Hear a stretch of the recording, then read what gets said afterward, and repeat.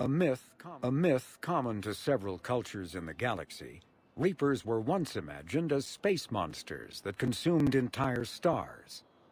Archaeologists who searched for the sources of such myths found little besides the themes of all-consuming devils that are common to primitive cultures. Although accurate information about the Reapers remains scarce, the galaxy now knows that the Reapers are not a myth. They are a real, and the Reaper called Harbinger is believed to be the oldest and largest in the Reaper Armada. From the reaches of dark space, Harbinger managed to control the Collectors, a race of human-sized insectoid bipeds, as it sent them on a campaign to kill and gather humans from vulnerable colonies. The Collectors became a terrifying force in the galaxy, responsible for the murder of hundreds of thousands. Surviving colonists have described the tone of Harbinger's threats heard through the Collectors as they attacked as visceral and terrifying.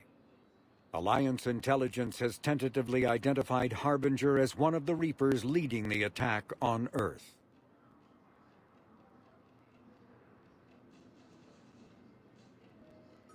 Sovereign was the first Reaper encountered by the modern Citadel races. Military leaders initially assumed that Sovereign was a Geth or Prothean flagship commanded by Saren Arterius, a rogue Spectre. The truth was far more alarming. The massive ship was itself intelligent, and Saren proved to be under its control. The attacks by Sovereign against Eden Prime and the Citadel removed any uncertainty about the Reaper's technological superiority. Sovereign's formidable shielding and firepower allowed it to hold off the combined fleets of the Citadel, and its mass effect fields proved powerful enough to let the enormous vessel land on a planet's surface.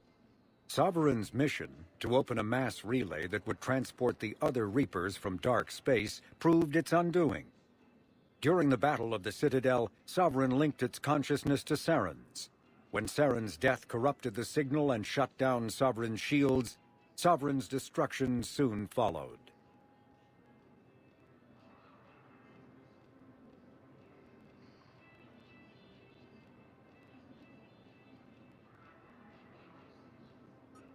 Reaper indoctrination is an insidious means of corrupting organic minds, reprogramming the brain through physical and psychological conditioning using electromagnetic fields, infrasonic and ultrasonic noise, and other subliminal methods. The Reaper's resulting control over the limbic system leaves the victim highly susceptible to its suggestions. Organics undergoing indoctrination may complain of headaches and buzzing or ringing in their ears.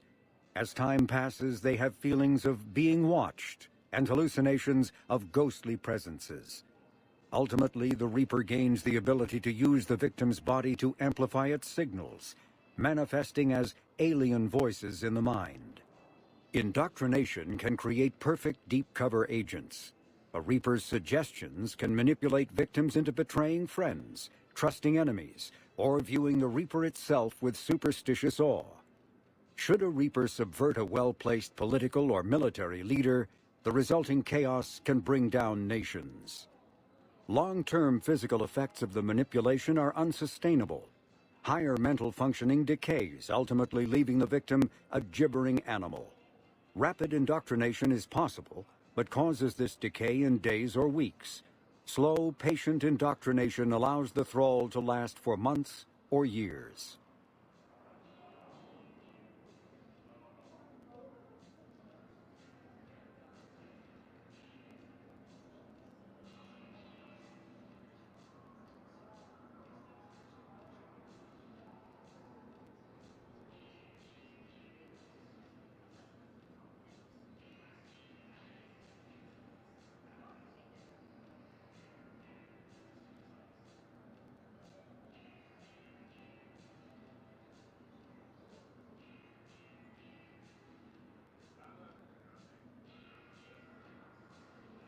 Cannibals are frontline Reaper units created from corrupted Batarians. The nickname refers to their propensity to devour the bodies of fallen comrades. This triggers a biochemical process through which the cannibals spontaneously heal themselves and grow new chitinous armor. The transformation also appears to give cannibals a greater awareness of their surroundings, leading to more strategic behavior and careful use of battlefield cover.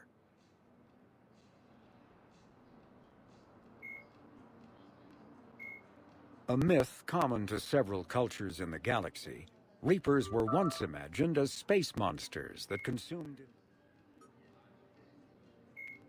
Admiral Stephen Hackett is a decorated officer in the Systems Alliance, currently assigned to Arcturus Station on the far side of the Sol Relay. In the battle for the Citadel, Admiral Hackett commanded the 5th Fleet. Following that victory, he was promoted to head of the Alliance military. Hackett was born to a single mother in Buenos Aires in 2134. When his mother died in the pandemic of 2146, he was placed in the Advanced Training Academy for Juveniles, where his superior talents in science and leadership quickly became evident. Hackett enlisted in 2152, volunteering for high-risk missions to colonize space beyond the Sol Relay. He was commissioned as a second lieutenant on Arcturus Station in 2156, and soon proved his ability in the First Contact War. His rare ascent from enlisted man to admiral remains an Alliance legend.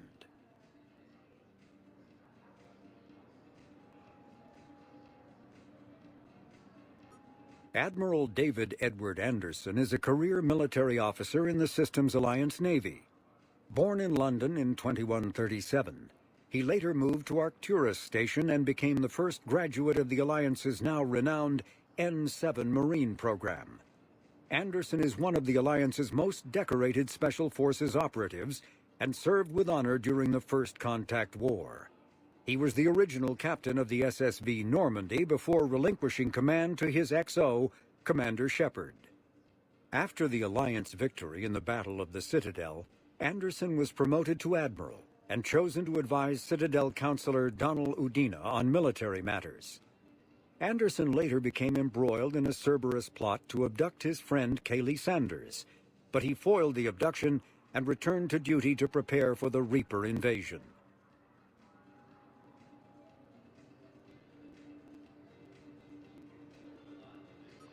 Dr. Liara Tassoni is an Asari information broker with a background in scientific research on Prothean technology. Born on Thessia in 2077, she is the only child of the late matriarch Benezia. Although mother and daughter became estranged in the years before Benezia was indoctrinated by the Reaper known as Sovereign. Tassoni is also a highly trained biotic, who served under Commander Shepard aboard the SSV Normandy before the ship was destroyed in a collector attack. Before she became involved in galactic affairs, Dr. Tassoni spent 50 years researching the Protheans' technology and the mystery of their extinction. She now divides her time between uncovering Prothean ruins and consulting with noteworthy representatives of the various Citadel races. Lieutenant Commander Ashley Williams is a career military officer with the Systems Alliance. Born in 2158 to a military family, Williams enlisted directly out of high school, splitting time between Earth and hostile environment training on Titan.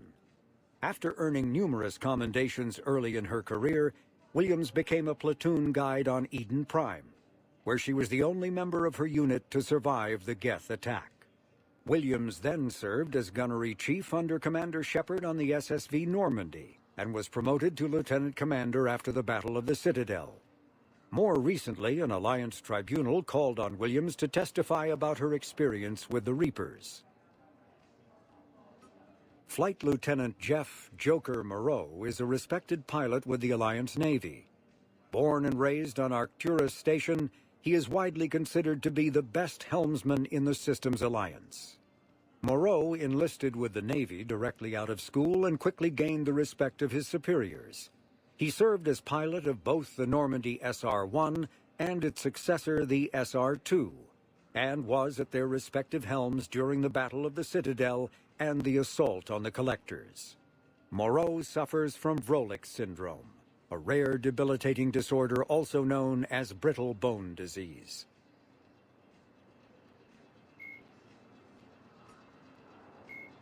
The Asari were the first species to discover the Citadel.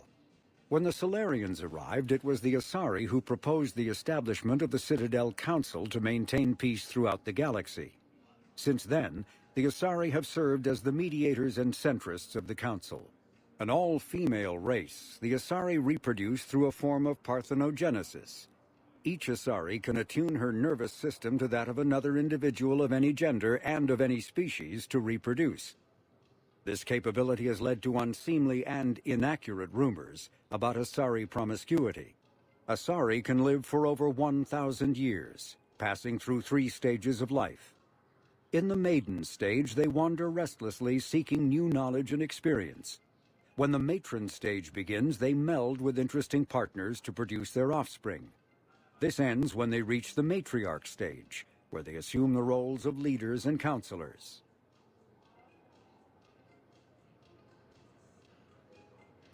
The second species to join the Citadel, the Solarians, are warm-blooded amphibians with a hyperactive metabolism.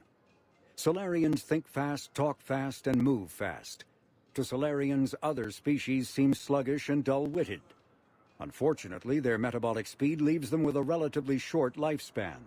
Solarians over the age of 40 are a rarity. The Solarians were responsible for advancing the development of the primitive Krogan species to use as soldiers during the Rachni Wars. They were also behind the creation of the genophage bioweapon the Turians used to quell the Krogan rebellions several centuries later. Solarians are known for their observational capability and non-linear thinking. This manifests as an aptitude for research and espionage. They are constantly experimenting and inventing, and it is generally accepted that they always know more than they're letting on. Roughly 1,200 years ago, the Turians were invited to join the Citadel Council to fulfill the role of galactic peacekeepers. The Turians have the largest fleet in Citadel space, and they make up the single largest portion of the Council's military forces. As their territory and influence has spread, the Turians have come to rely on the Solarians for military intelligence and the Asari for diplomacy. Despite a somewhat colonial attitude towards the rest of the galaxy, the ruling hierarchy understands they would lose more than they would gain if the other 2 races were ever removed. Turians come from an autocratic society that values discipline and possesses a strong sense of personal and collective honor. There is lingering animosity between Turians and humans over the First Contact War of 2157, which is known as the Relay 314 incident to the Turians. Officially, however, the 2 species are allies, and they enjoy civil, if cool, diplomatic relations.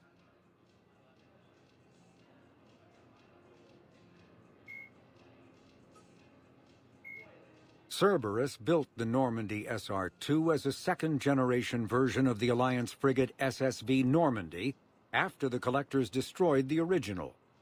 The SR-2's many alterations produced a craft nearly double the original size, requiring an even larger Tantalus drive core to compensate.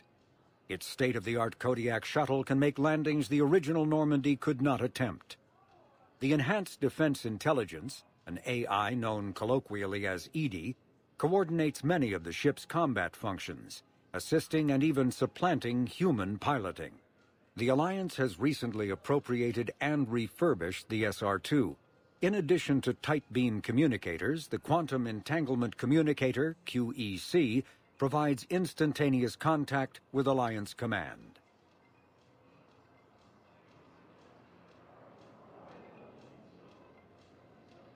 Originally created to covertly insert Alliance Marines into hostile environments, the UT-47 shuttle has since been sold to allies, recovered by enemies, and had its specifications stolen by spies. In one form or another, this durable transport is now used in all corners of the galaxy. A-model Kodiaks feature a front-mounted mass accelerator cannon that can be used in an anti-vehicular role. Since the shuttle lacks proper gun ports, soldiers often open the side hatch to fire on enemies. This is discouraged in Alliance manuals since it exposes the interior to return fire. Flying the 47A during atmospheric combat requires considerable skill. The pilot must reduce the vehicle's mass for speed and handling while maintaining enough mass to resist recoil, incoming fire, and inclement weather. More than one pilot has overstressed the Kodiak's field generator and ended up on the battlefield instead of above it. After the Battle of the Citadel, human and Turian volunteers spent 3 months clearing the station's orbit of debris.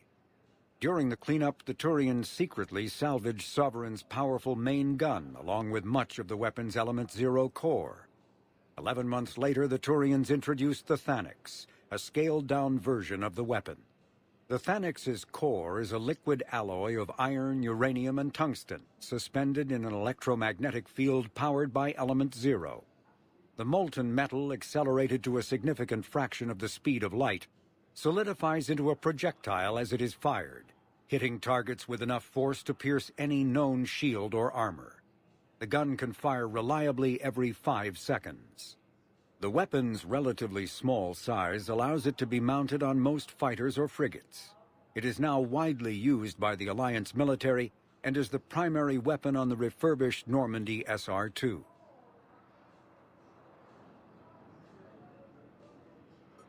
Asari-made Solaris armor can resist even the tremendous heat and kinetic energy of starship weapons. The armor is nearly unsurpassed in strength because its central material, carbon nanotube sheets woven with diamond chemical vapor deposition, are crushed by mass effect fields into super-dense layers, able to withstand extreme temperatures. That process also compensates for the diamond's brittleness. Diamond armor itself has 2 limiting disadvantages. First, while nanotubes and CVD diamond construction have become cheaper in recent years, it remains prohibitively expensive to coat starships or aircraft larger than fighters in Solaris material. Second, the armor must be attached to the ship's superstructure, so shock waves from massive firepower can still destroy the metals beneath the armor itself. A popular misconception holds that the diamond composition of Solaris armor gives it a sparkle. In fact, atmospheric nitrogen impurities during the super-hot forging process give the armor a metallic gray or yellow sheen. Cyclonic barrier technology, CBT, attempts to solve the higher-end limitations of traditional kinetic barriers. Traditional barriers cannot block high-level kinetic energy attacks, such as disruptor torpedoes, because torpedo mass effect fields add mass. The CBT violently slaps aside rather than halting incoming linear force. By rotationally firing their mass effect field projectors, ships create rapidly oscillating kinetic barriers instead of static ones. Shooting through the CBT is like trying to shoot at a target inside a spinning ball. Significant drawbacks to current CBT configuration prevent its use on anything other than frigates and fighters. Its many high-frequency sensors and emitters require frequent maintenance and replacement. A partially damaged CBT can endanger its operator, who is surrounded by rotating mass effect fields, skewing in unpredictable directions. Fortunately, if an emitter is damaged, the CBT corrects to become a traditional shield array, a safety feature that makes it most effective during opening volleys.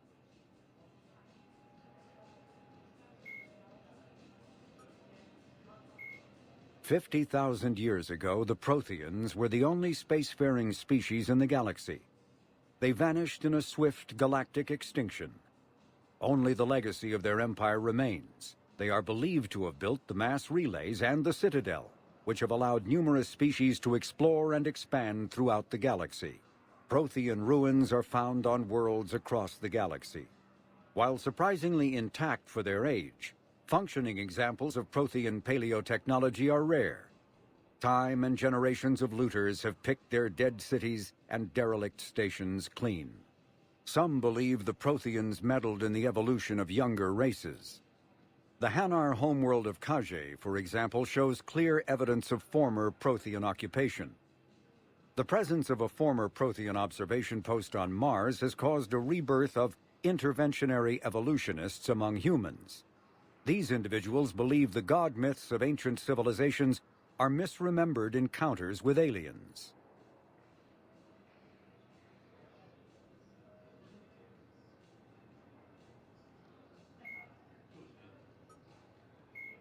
In the early 2160s, the Alliance began aggressive colonization of worlds in the Skyllian Verge, much to the dismay of the Batarians who had been developing the region for several decades. In 2171, the Batarians petitioned the Council to declare the Verge a zone of Batarian interest. The Council refused, however, declaring unsettled worlds in the region open to human colonization. In protest, the Batarians closed their Citadel embassy and severed official diplomatic relations with the Council, effectively becoming a rogue state.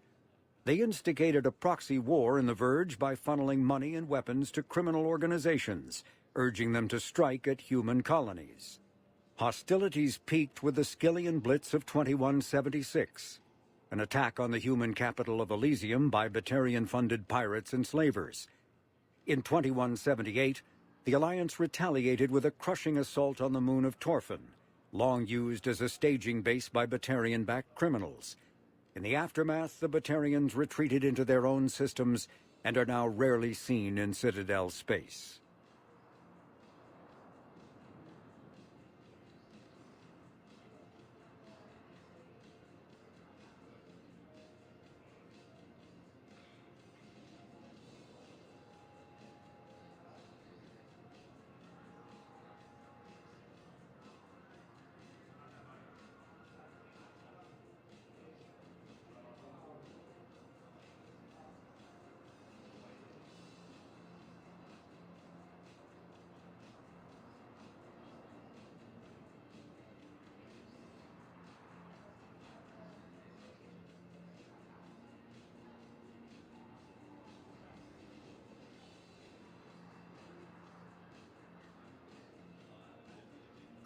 The Volus are a member species of the Citadel with their own embassy, but they are also a client race of the Turians.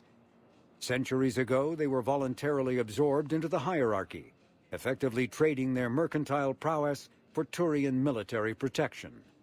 Irun, their home world, lies far beyond the normal life zone of its star.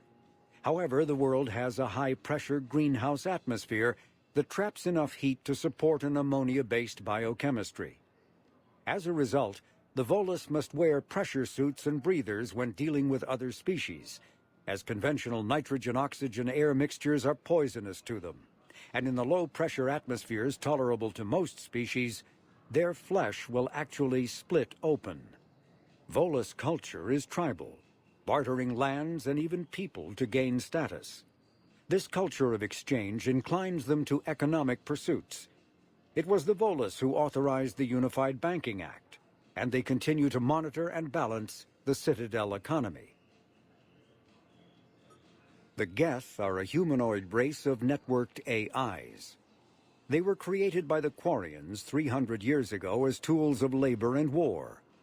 When the Geth showed signs of self-evolution, the Quarians attempted to exterminate them. The Geth won the resulting war.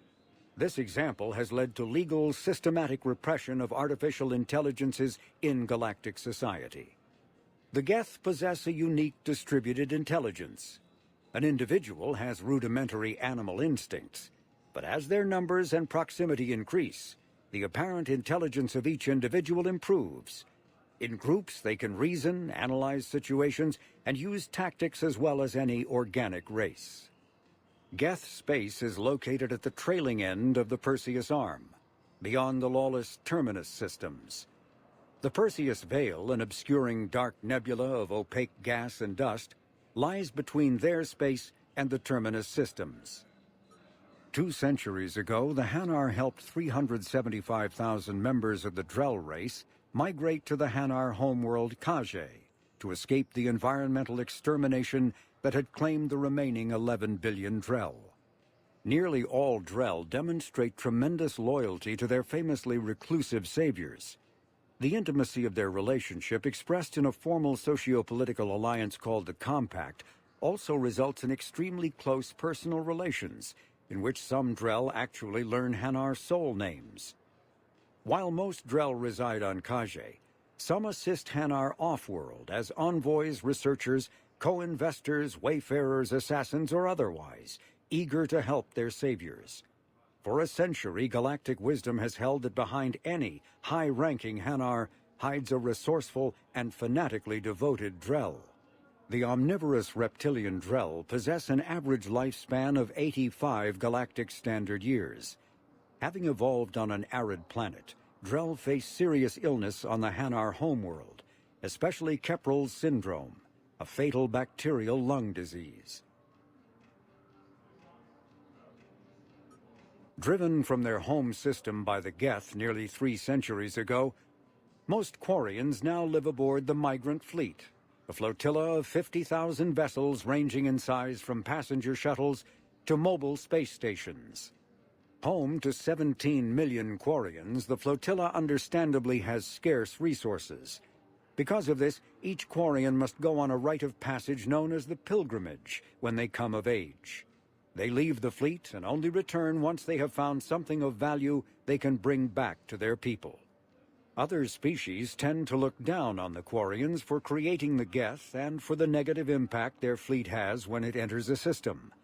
This has led to many myths and rumors about the Quarians, including the belief that underneath their clothes and breathing masks, they are actually cybernetic creatures, a combination of organic and synthetic parts.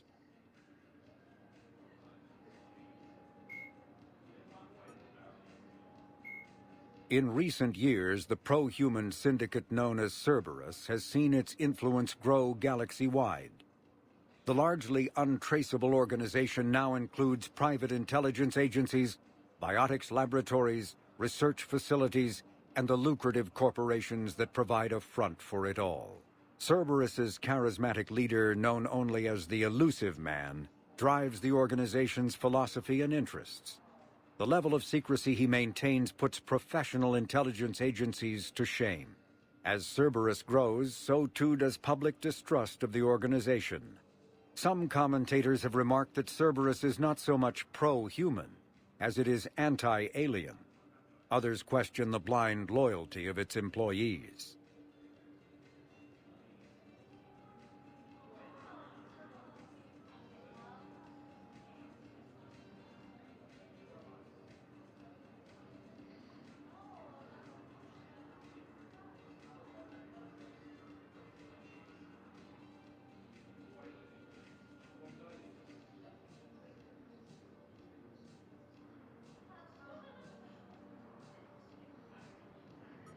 The Elusive Man is a human loyalist focused on advancing the interests of his species, whatever the cost to non-humans and reportedly humans. The Citadel Council regards him as a fanatic who poses a serious threat to galactic security. The reclusive tycoon is the head of Cerberus, an organization that furthers his pro-human agenda throughout the galaxy. His views have led him into questionable alliances. Recent rumors go so far as to suggest that the Elusive Man may even have allied with the Reapers. Although melee combat applications for the Omni tool are almost as old as the device itself, the feature was largely unused prior to the Reaper invasion. The need to take on multiple husks in close quarters forced the Alliance to develop ways to enhance the tool's offensive capability. The most common melee design is the Omni Blade, a disposable silicon carbide weapon flash-forged by the tool's mini-fabricator. The transparent, nearly diamond-hard blade is created and suspended in a mass effect field safely away from the user's skin. Warning lights illuminate the field so the searing hot blade only burns what it is intended to: the opponent. More technically adept soldiers frequently modify their Omni tools to maximize stopping power through electrical, kinetic, or thermal energy. Some troops integrate the weapon with their kinetic barriers, transforming the Omni tool into a wrist-mounted bludgeon. Others fabricate flammable gases, held in place by a mass effect field and ignited upon impact. All prove deadly surprises for opponents who expect a disarmed Alliance warrior.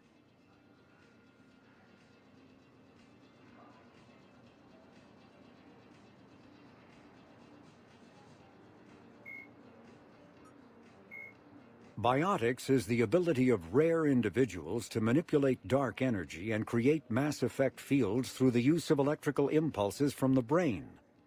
Intense training and surgically implanted amplifiers are necessary for a biotic to produce mass effect fields powerful enough for practical use. The relative strength of biotic abilities varies greatly among species and with each individual. There are three branches of biotics. Telekinesis uses mass-lowering fields to levitate or impel objects. Mass-raising kinetic fields are used to block or pin objects. Distortion uses rapidly shifting mass fields to shred objects. Most organic species are capable of developing biotic abilities, though there are risks involved. Biotics are the result of in utero exposure to elements. Omni-tools are handheld devices that combine a computer microframe, sensor analysis pack, and manufacturing fabricator. Versatile and reliable, an Omni-tool can be used to analyze and adjust the functionality of most standard equipment, including weapons and armor, from a distance. The fabrication module can rapidly assemble small three-dimensional objects from common reusable industrial plastics, ceramics, and light alloys. This allows for field repairs and modifications to most standard items, as well as the reuse of salvaged equipment. Omni-tools are standard issue for soldiers and first-in colonists.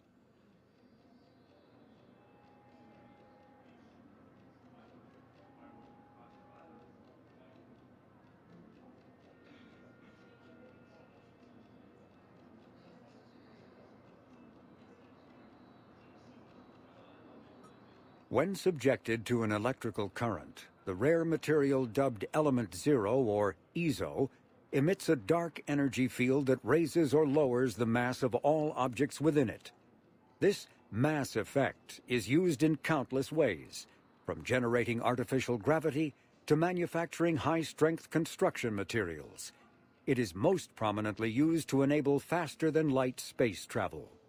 EZO is generated when solid matter, such as a planet, is affected by the energy of a star going supernova. The material is common in the asteroid debris that orbits neutron stars and pulsars. These are dangerous places to mine, requiring extensive use of robotics, telepresence, and shielding to survive the incredible radiation from the dead star.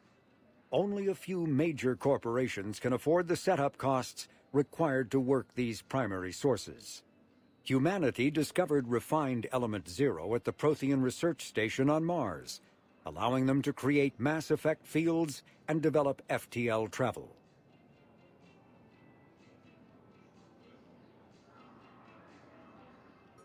Medigel is a common medicinal salve used by paramedics, EMTs, and military personnel. It combines several useful applications: a local anesthetic, disinfectant, and clotting agent all in one. Once applied, the gel is designed to grip tight to flesh until subjected to a frequency of ultrasound. It is sealable against liquids, most notably blood, as well as contaminants and gases.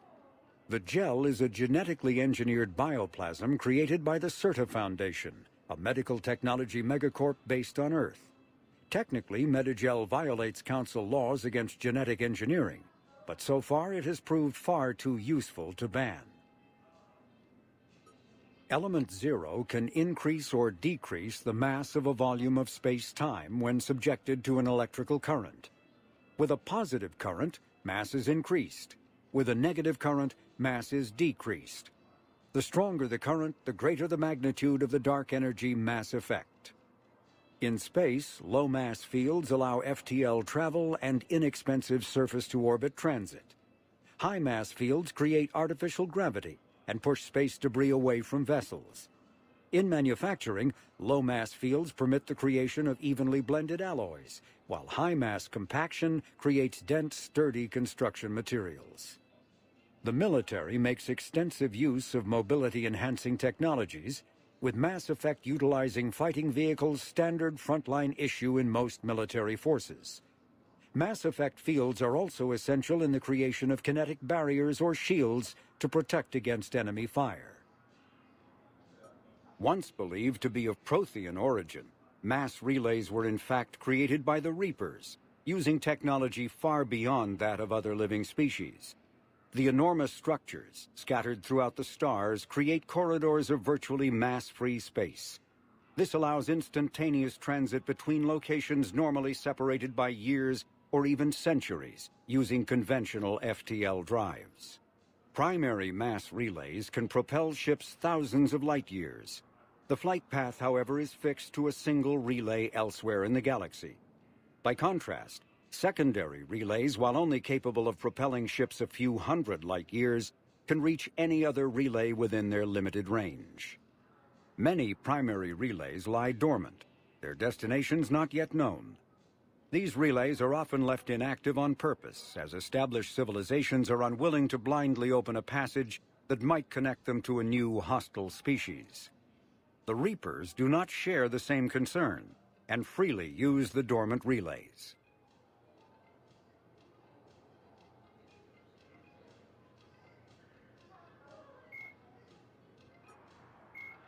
Spectres are agents from the Office of Special Tactics and Reconnaissance and answer only to the Citadel Council. They are elite military operatives, granted the authority to deal with threats to peace and stability in whatever way they deem necessary. They operate independently or in groups of 2 or 3. Some are empathetic peacekeepers resolving disputes through diplomacy. Others are cold-blooded assassins, ruthlessly dispatching problem individuals. All get the job done one way or another, often operating outside the bounds of galactic law. The Spectres were founded after the Solarians joined the Council. For many years they operated in secrecy as backroom problem solvers. Only after the Krogan rebellions did their activities become publicized. Assignment of a Spectre is less contentious than a military deployment, but makes it clear that the Council is concerned about a situation. The Citadel is an ancient deep space station presumably constructed by the Protheans. Since the Prothean extinction, numerous species have come to call the Citadel home. It serves as the political, cultural, and financial capital of the galactic community. To represent their interests, most species maintain embassies on the Presidium, the Citadel's inner ring. The Citadel Tower in the center of the Presidium holds the Citadel Council chambers. Council affairs often have far-reaching effects on the rest of the galactic community. 5 arms, known as the wards, extend from the Presidium. Their inner surfaces have been built into cities, populated by millions of inhabitants from across the galaxy. The Citadel is virtually indestructible. If attacked, the station can close its arms to form a solid, impregnable shell. For as long as the station has existed, an enigmatic race called the Keepers has maintained it. The system's alliance is an Earth, the home world and capital of humanity, was enjoying a new golden age before the Reapers attacked. Disease, pollution, and other social ills were on the decline, thanks to technological advances and a wealth of resources from the colonies. Earth was an inspiration even to alien cultures, resulting in influence out of proportion with humanity's brief time on the galactic stage. The Reaper attack has put an end to any semblance of this former life. The great cities of Earth are storehouses of human DNA for the Reapers to harvest. Reaper gunships, capable of megaton-scale firepower, annihilated industrial centers in seconds. The militaries of Earth's disparate nation-states have retained only partial communication with a political economic pact for collective colonial security. The Alliance is the central galactic institution of human society. The Alliance gained associate membership to the Citadel Council in 2165 and assumed leadership in 2183, with former Ambassador Donald Udina presiding. Many species regard humanity as a rogue race, and its 2183 victory following the attack on Eden Prime as a brutal and calculated sacrifice of its military rivals. Humans allegedly leveraged military victory into a political one, carving associate membership out of the deaths of the Council. Because of the human Spectre Shepherd's pivotal role in defending the Citadel, many analysts conclude several humans will be made candidates for Spectre status, further solidifying.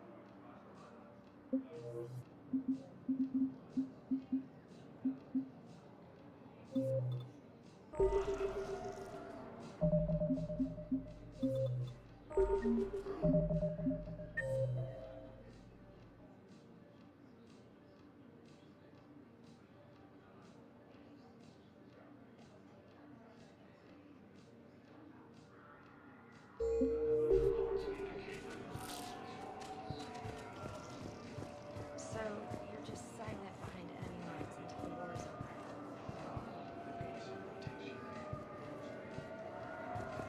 Until strike teams clear an area. Then we come in and set up medical bunkers and security. Colonies across the galaxy from Paladin and Earth. The invading force appears to be the same that attacked those planets.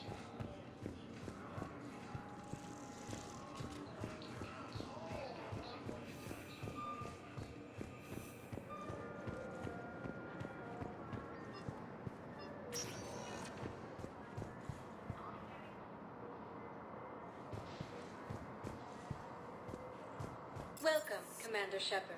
Please select a destination. One moment, please. Now arriving at Presidium Embassy. By an unknown force. Early reports indicate that Earth has fallen to the same enemy force that attacked Batarian space. Incursions by enemy forces are being reported. Please tell the Primacy that the Vol Protectorate wishes to assist with the Alliance project. We have Ilium is under attack. Although the Asari colony is across the galaxy from Paladin and Earth, the invading force appears to be the same that attacked those planets.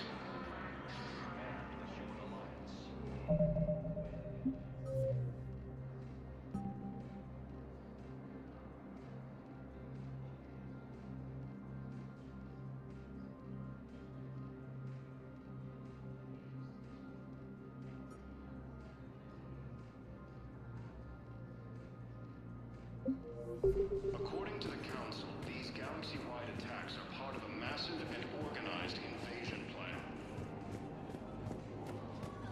Hello, dear. Perhaps you can help me. I'm looking for my son. But we spoke about this already. I told you about his mission and... Nonsense. I just filled out the paperwork. He's very punctual when he's on the field. He checks in every week. Only... he hasn't checked in for a while now. A month. Anyway, I'd like to file an expedited contact request. Yes, of course, ma'am. But the notes on his file state he's not under a contact ban. Oh, you already looked. How kind of you. I'm just so worried. It's not like him to be quiet so long. As soon as I get news, ma'am, I'll let you know as soon as I get news. Thank you. You're such a nice young woman. You know, you remind me of my daughter-in-law. To the Council, these galaxy-wide attacks are part of a massive and organized invasion plan. The Council called the invaders Reapers.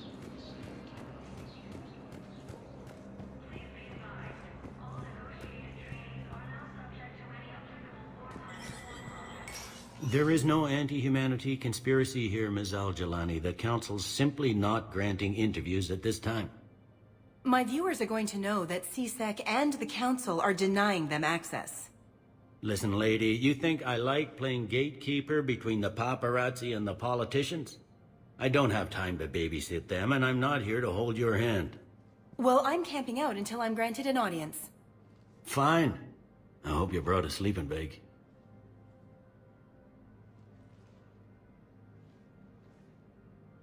Commander Shepard?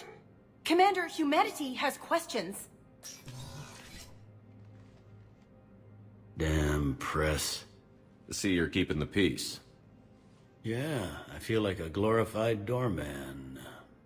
Most people would see it as a move up. Wedged in here with all the stuffed shirts? I'd rather be back down in the streets. I appreciate the higher pay grade, but I'm not a political creature. If you didn't want to be upped, why'd you accept? You don't say no to Counselor Udina. Well, maybe you would, but I gotta live here. I know, squeaky wheel gets the oil, but I didn't lobby for promotion like some other officers. I'm not even sure why he picked me. I never know with politicians. I hate political BS. Don't lose your edge. You might need it. I wouldn't mind an excuse to get my fingers dirty. It's killing me about Earth. You and me both. I haven't been back in years. Now I may never. If this ain't the end of days, it's pretty damn close.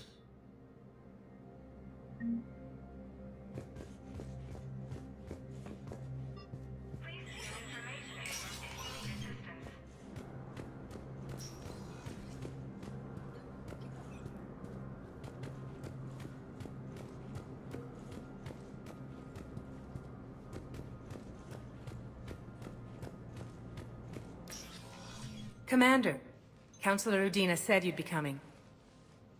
If you'll follow me, the Council is already in session. Counselor, the Reapers are in our space as well. Earth is no more or less important than any Council homeworld. But Earth was the first Council world hit. By all reports, it faces the brunt of the attack. How do you know this is the brunt? New Reaper fronts are opening up everywhere. The reports are accurate. Earth was attacked. A full-scale invasion. And it's just the beginning. We need your help. Everything you can spare. Earth may be suffering, but our worlds are falling too. The Turians have lost Tatris. We must fight this enemy together. Need I remind you that the last time we fought the Reapers, Shepard sacrificed the Council to protect human interests? True, but in the end we survived because we followed Shepard's lead. And what if that's not enough this time? The reports are dire. If we throw everything we have at the Reapers on Earth and lose, what then? I don't expect you to follow me without a plan. Counselors, we have that plan, a blueprint, created by the Protheans during their war with the Reapers. Prothean? What is it exactly? We're still piecing it together, but it appears to be a weapon of some sort. And this is capable of destroying the Reapers? So it would seem. It's immense and intricate. This is a fool's errand. The Protheans were wiped out by the Reapers. Clearly, the weapon is flawed. It was incomplete. There was a missing component, here. Something referred to only as the catalyst. But they ran out of time before they could finish building it. Do you believe in this, Shepard? After what you've seen of the Reapers? Liara believes it can work, and so do I. And Udina's right. We need to stand together, now more than ever. The Reapers won't stop at Earth. They'll destroy every organic being in the galaxy if we don't find a way to stop them.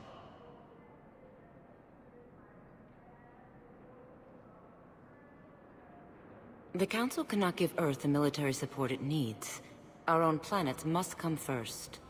The Solarian Union is convening a summit amongst our species. If we can secure our own borders, we may be able to aid you. Our fleets are also engaged. Honesty is all I can offer, Commander. I will not make a promise of rescue that I cannot keep. Shepard, meet me in my office. I hope that's an offer of support. I'll be digging up what I can on this Prothean device, Shepard. They're a bunch of self-concerned jackasses, Shepard.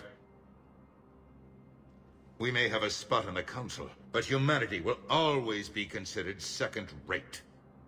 How can they be so blind? Commander, I can't give you what you're asking for, but I can tell you how to get it. I'm listening. Palaven's Primarch Fedorian is the one that called the War Summit. He's your kind of man, open to extreme solutions.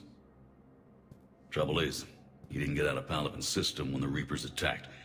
We don't know if he's alive. He's essential to the summit. If the Normandy could extract him without being detected...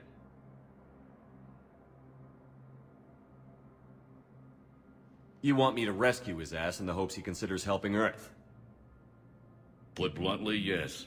I shouldn't even be telling you about it. But we need Fedorian alive, and your ship can get him. Save the Primarch, gain an ally. One with the power to grant you what you're looking for. While the Reapers ravage Earth. Your counselor was right. We need to work together. This is the best way to get that. Our intel says Primarch Fedorian is on Palaven's largest moon. Get in and out undetected, and he'll take care of the rest. Good luck, Commander. You're gonna need it.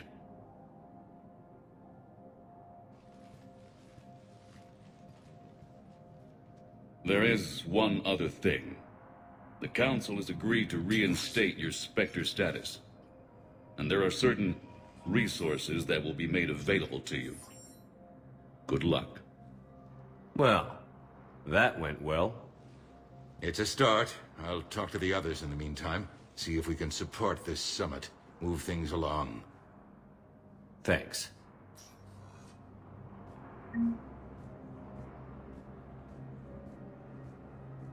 All non-council races, be aware that the council is not accepting new meeting requests.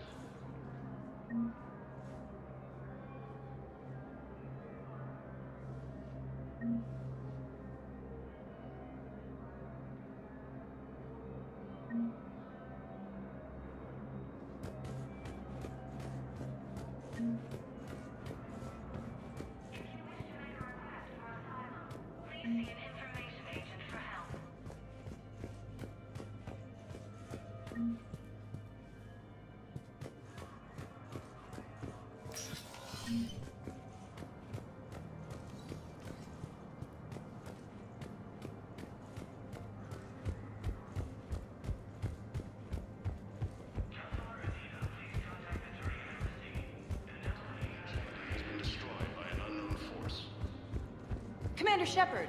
Commander Shepard. Khalisah bint Seen and Al-Jalani. Isn't it true that you were on Earth when the Reapers attacked? How do you justify running away while millions of people on Earth die? Is that the best we can expect from the Alliance? I came to get help for Earth. For everyone. What about all the people suffering while you play politics with the Council? What about them? How can you stand here while our families die? What are you going to do? Khalisah, we're doing everything we can. Before they cut the feeds, there were so many dead. I'm gonna stop the Reapers or die trying. But I need your help. Keep asking the hard questions. Don't let the Council forget about Earth. I will. Thank you, Commander. I haven't always spoken kindly of the military, but I'm glad you're on our side.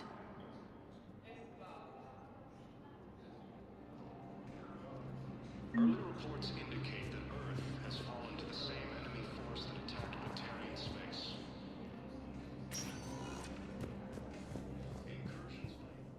Welcome, Commander Shepard. One moment, please.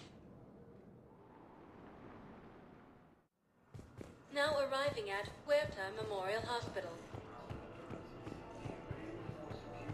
Welcome to Certa.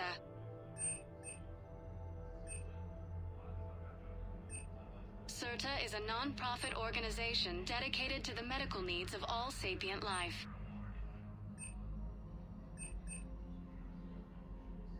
Thank you for coming to Certa. Thank you for shopping. How can we help you?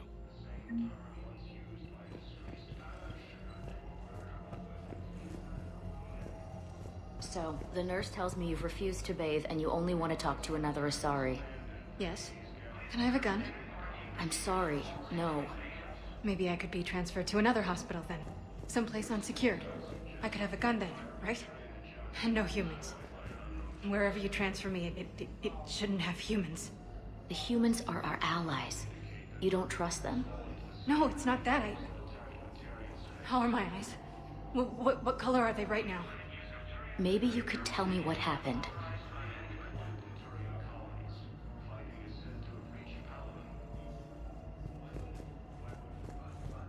Ilium is under attack. Although the Asari colony is across the galaxy from Palaven and Earth, the invading force appears to be the same. Shepard, there you are. Dr. Chakwas, you're here? I'm working at an Alliance R&D lab down in Shelter Wards, coordinating closely with Admiral Hackett.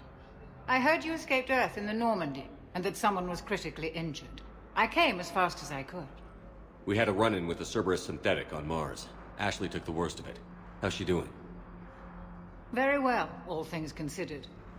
I'm impressed with Lieutenant Commander Williams' resilience, as well as Dr. Michel's expertise. I wish I could have been there to help on Mars. It's been 6 months, Doctor. How have you been? Good. I've been fortunate. When they impounded Normandy, the Alliance didn't really know what to do with me. I was never officially part of Cerberus, and I'd gotten a proper leave of absence from my previous post. So you hadn't technically done anything wrong by joining me to defeat the Collectors? Yes, though I suppose if you were judged to be a war criminal, I would have been tried as an accessory. Your place is in Normandy's medbay, not some lab.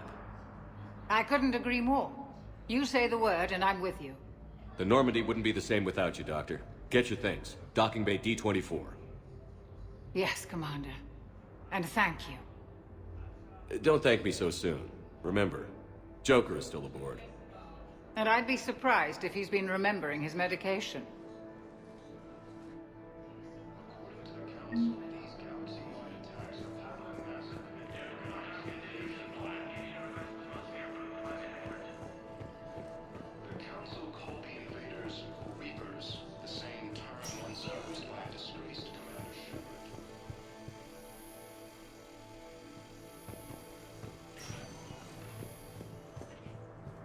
Patient's stable for now. That was touch and go. Good work, Dr. Freeman. Those flinks still the most orthodox.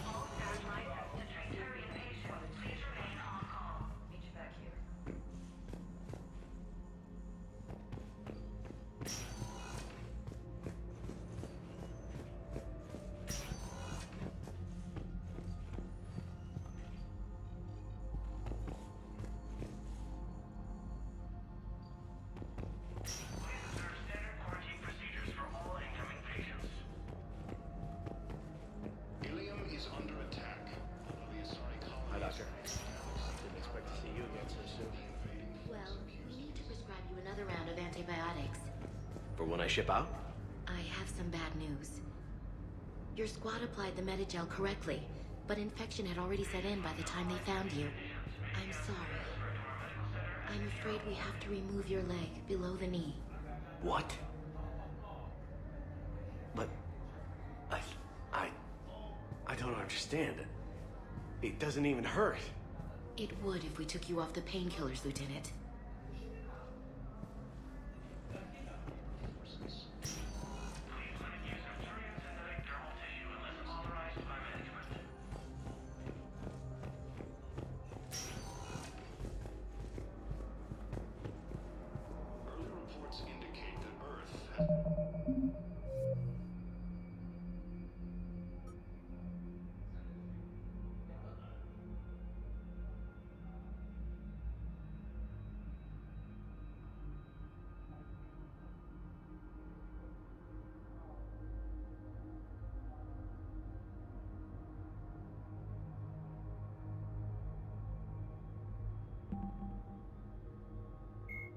Admiral Stephen Hackett is a decorated... Dr. Karen Chakwas is a trauma surgeon and a major in the Alliance Navy.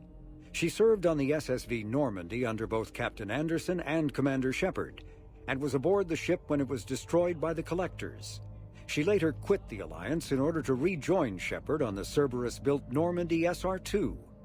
Along with most of the second Normandy's crew, Dr. Chakwas was kidnapped by the Collectors and taken beyond the Omega-4. A myth common. The Citadel races have classified the known variants of Reapers into 4 types.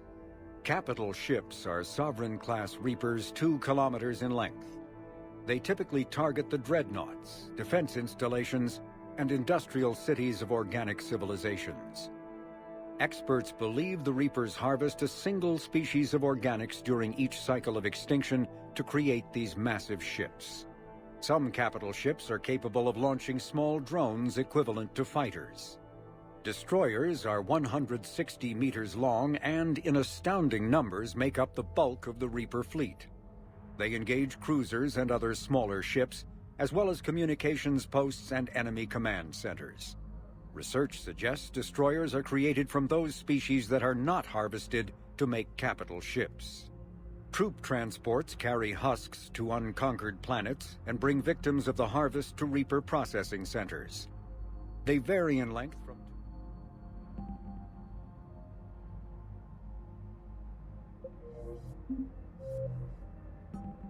Fall into the same enemy force that attacked Batarian space.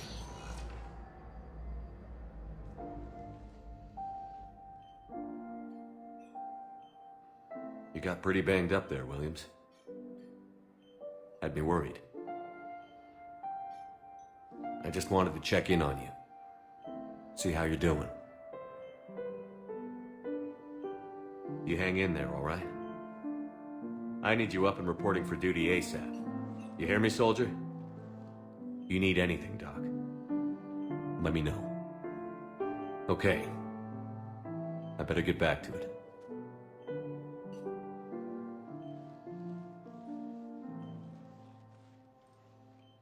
I'll see you soon.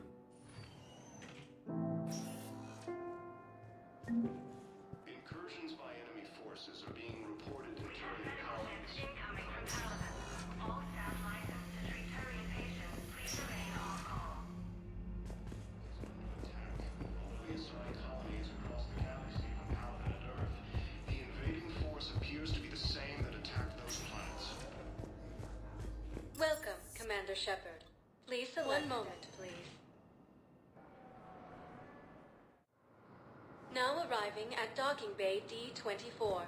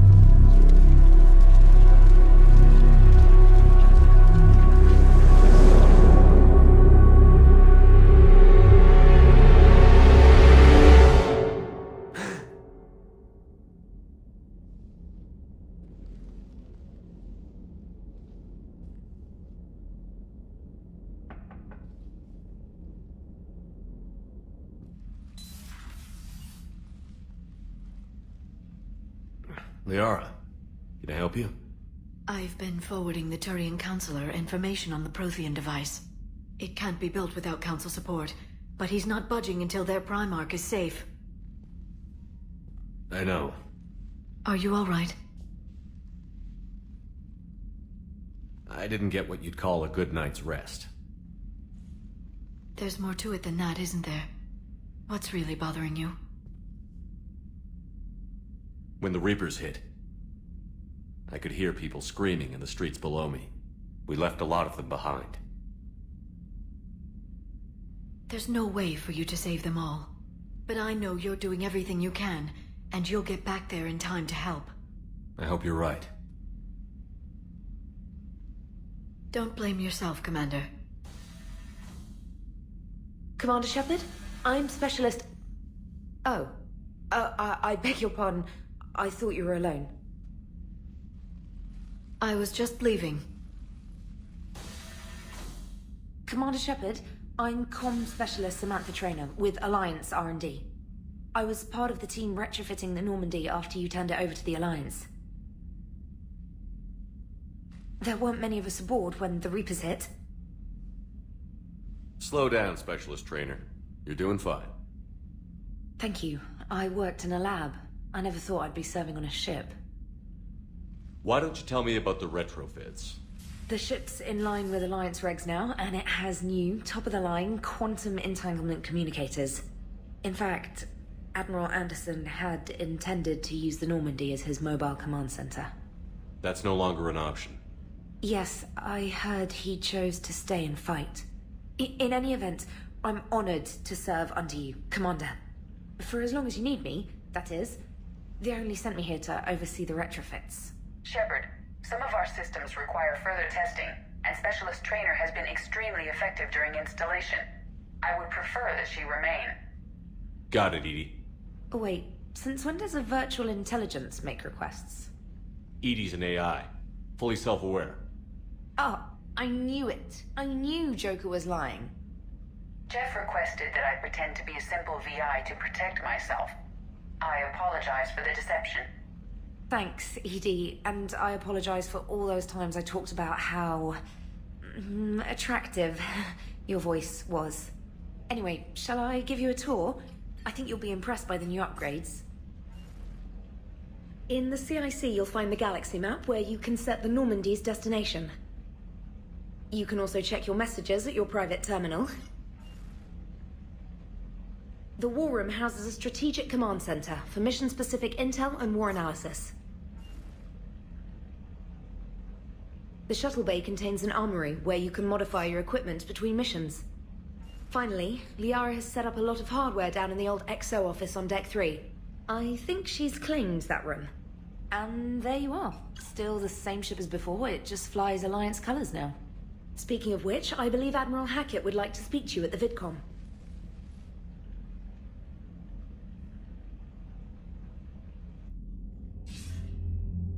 Commander, Udina updated me on your meeting with the Council.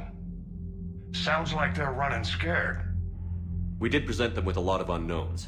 They're feeling threatened and want immediate solutions, not theories. Theories are all we've got right now. What's your plan?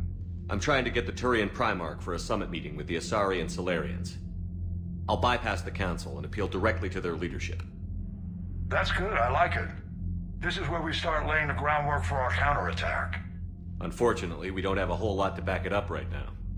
Then build alliances. Gather everything and everybody you can for the cause. What about the Prothean device? Find me people who can help build it, and if you can't, I'll take ships, soldiers, supplies, whatever you can get. We need to keep hitting the Reapers across every theater of war they open. Buy us time to figure out the device. And when it's finished? Assuming it ever is, we pool all our resources. Think of it as a giant armada for delivering the device, when the Reapers are most vulnerable. The stronger you can make that armada, the better the chances of punching through. What about Earth, sir? We'll just have to hope Anderson and what's left of the Alliance forces can hold out until we've dealt with the enemy. I understand. Good. Then make it happen, Commander. I'll be expecting regular updates on your progress. Hack it out.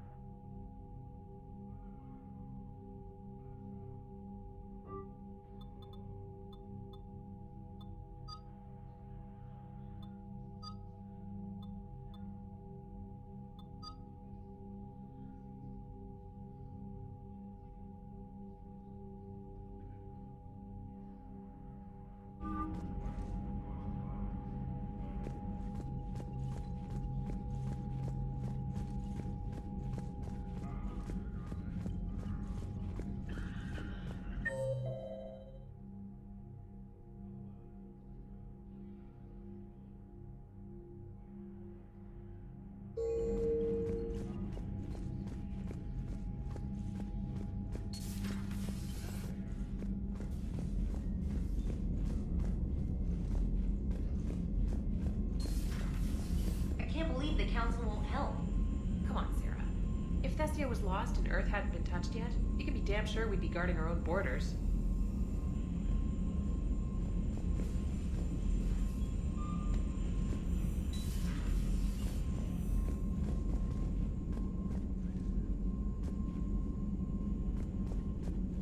Commander, the Alliance has found a new Cerberus lab on Sanctum. Admiral Hackett would like you to investigate. Commander? Come to check on your new recruit? Just wanted to see how you were doing. Still trying to get my bearings. When I was working on the Normandy's upgrades, I left at the end of the day.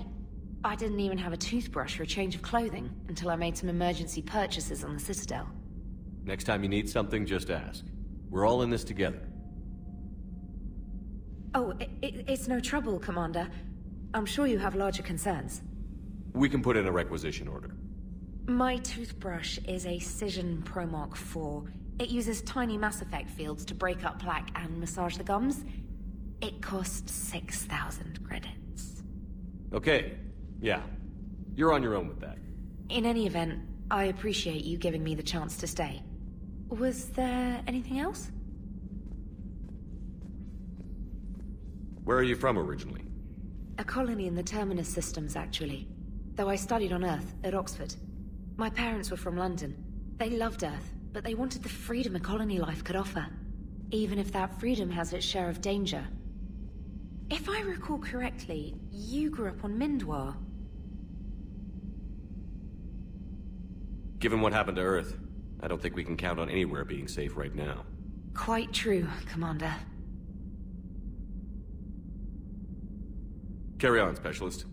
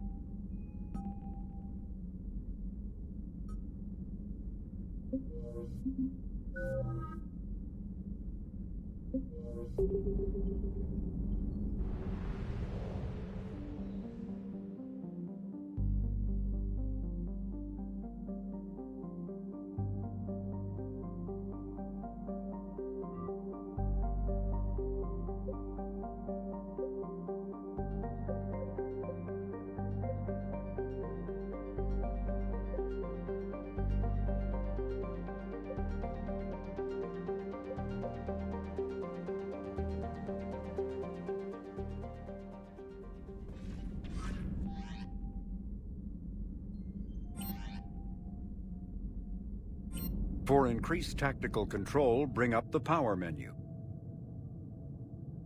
This pauses the action, giving you time to evaluate the battlefield, target new enemies, and select a power. To use a power to attack an opponent, target the enemy before pausing the game, then highlight and select the power. The power will fire at the targeted enemy as you return to action. For maximum tactical effectiveness, use squad mate powers in combination with your own, hitting enemies with up to 3 powers at once.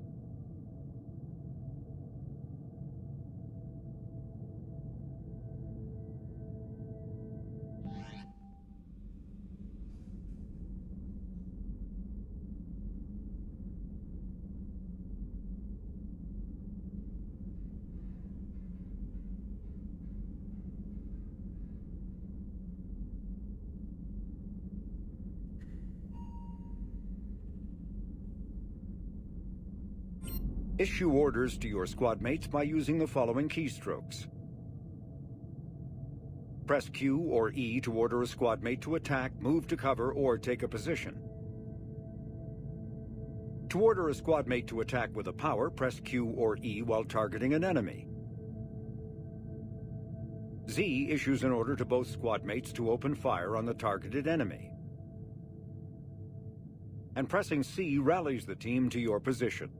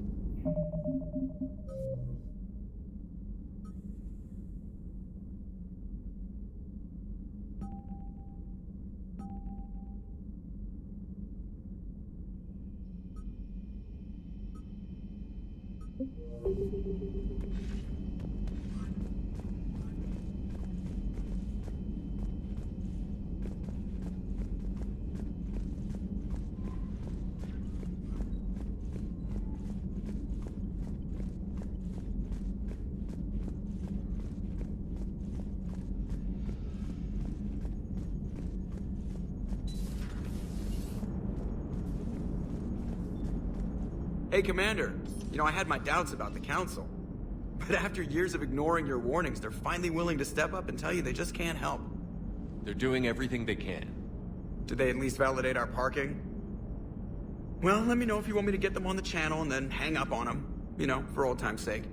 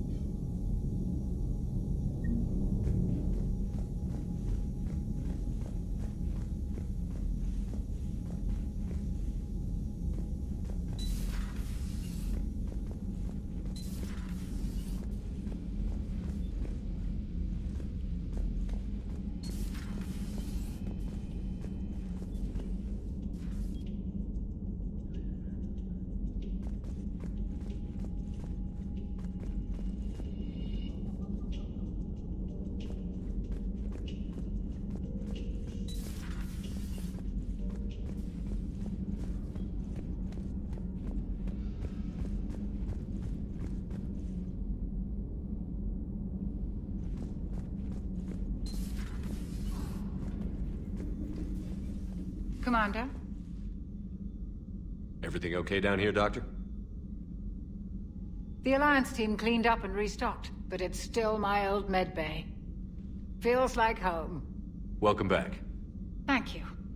Let's waste no time. If I may, I'd like to examine you. Nothing wrong with me, is there? No, but we should keep an eye on all those cybernetic implants Cerberus grafted into you. Expensive stuff bringing me back. And worth every penny. Let's just make sure everything is okay. Guess a checkup never hurts. Just no scalpel this time, Doc. Alas, to my great disappointment, it is nothing invasive. I'm just going to run some diagnostics on your implants, and it'll take a few readings. Good. Your implants are showing little sign of rejection. Just keep up that positive outlook of yours, Commander, and your scars shouldn't return. That's it. You're the picture of health. How's our inventory of meds? The medbay was fully stocked before you left Earth. We should be good for a long time, even given the amount of fire you take each day. Do you ever regret working for Cerberus? We didn't work for them. We used them. If I were to feel anything, it would be guilt. We took their money, took their best people, took their best ship.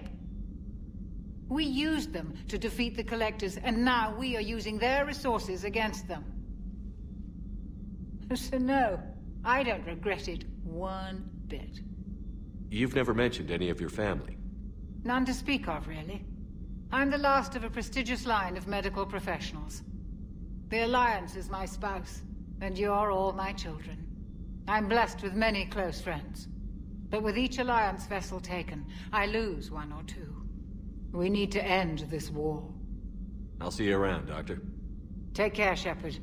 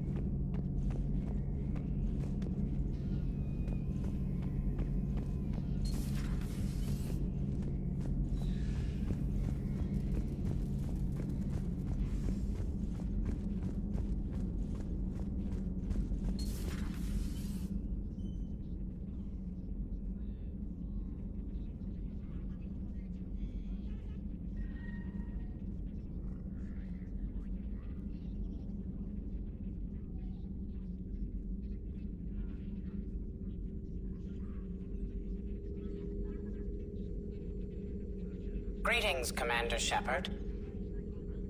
Huh. What are you? I'm Glyph, a VI assistant to Dr. Tassoni. I help her sort and catalog collected data. She's asked me to draw your attention to a terminal connected to her information network. It analyzes information packages. If you find any useful data, I can research upgrades for you. And what should I be looking for? I'll inform you if you've found relevant data. When you do, return to this terminal for your choices. In the meantime, Dr. Tassoni would like to speak with you. Have a pleasant day. You know, I was hoping this new council would be Liara? What is all this stuff? After you left for Earth, I had the chance to track down the information trader who'd kidnapped my friend. It wasn't easy, but I found the Shadow Broker and took over his information network. You're running that from the Normandy? What I can. Not all of the old broker's networks remained intact, but I have agents. So you took over as the galaxy's most famous information trader? Notorious might be a better term. At least it means I can help research this Prothean device. It's far too dangerous to use until we understand it.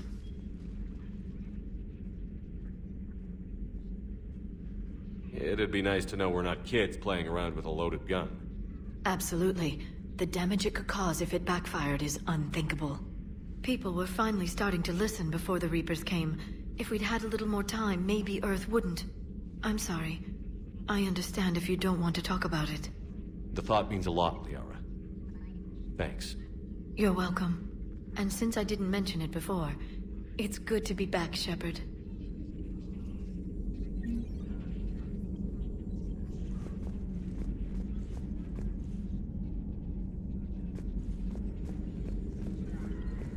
This terminal contains non-essential correspondence from your allied forces. Dr. Tassoni has granted you access.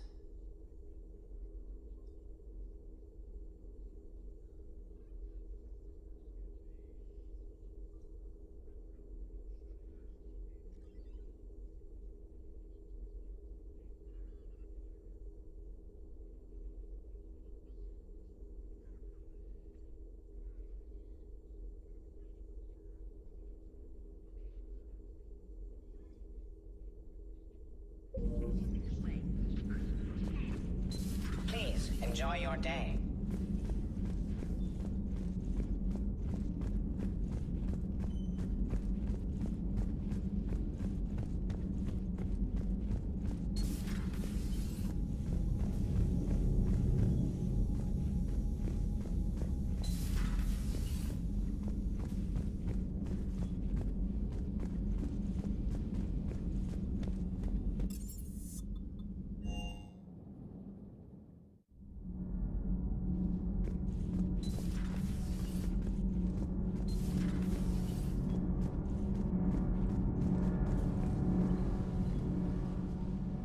Commander, welcome back to the Normandy. Or maybe you should be saying that to me. Engineer Adams, what are you doing here? I was put in charge of the drive core retrofits. My experience on the Normandy SR-1 made me an obvious choice. So, what do you think of our SR-2? She's incredible. If there's one nice thing I can say about Cerberus, it's that they know how to build a ship. And about that, Cerberus, I mean, I owe you an apology. How so? Back when you got this ship, Dr. Chalk was contacting me, asking me to help with your mission against the Collectors. I refused. I didn't have your back, and I'm sorry for that. Why didn't you join us? I saw what happened to you when the Normandy went down. I didn't trust that it was really you, and I certainly didn't trust Cerberus. Also, as an officer of the Alliance, I don't just leave my post, you know? Your Alliance first. That's the way it should be. Thank you, Commander. Glad to be aboard. Carry on, Adams. Aye, aye, sir.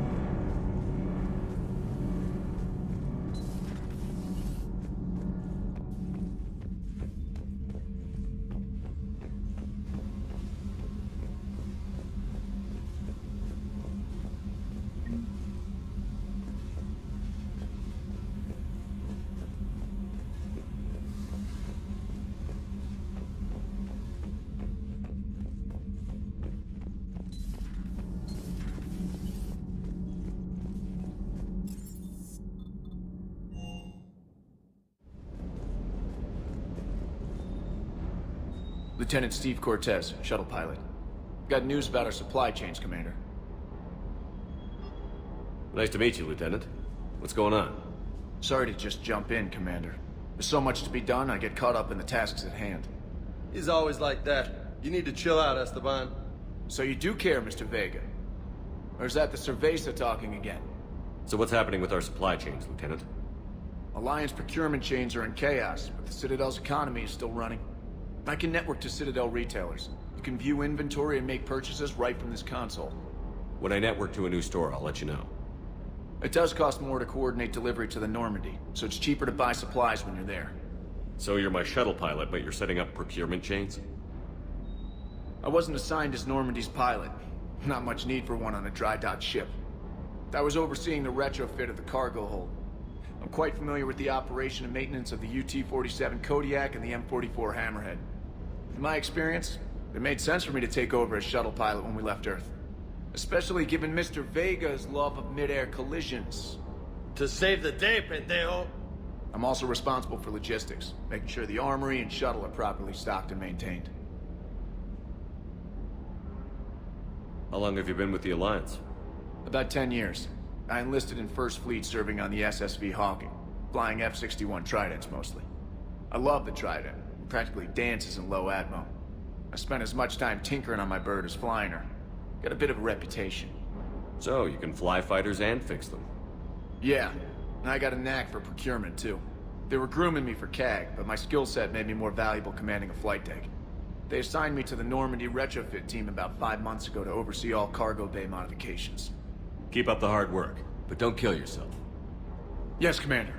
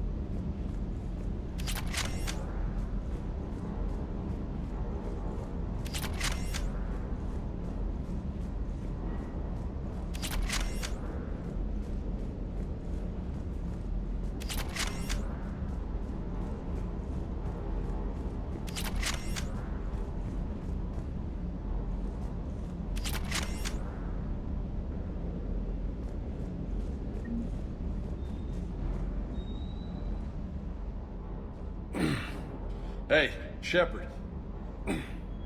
How'd it go with the council? Same as usual. Non-committal. Unhelpful. Bet they still wanted you to help them out, no? Yeah.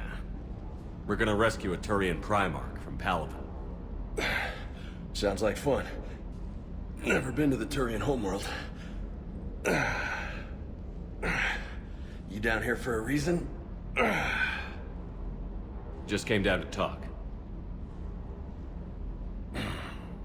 Great. Not sure what there is to talk about. You already know my service record. I don't, actually. I didn't have access to personnel records when we met. Right. Forgot about that. Well...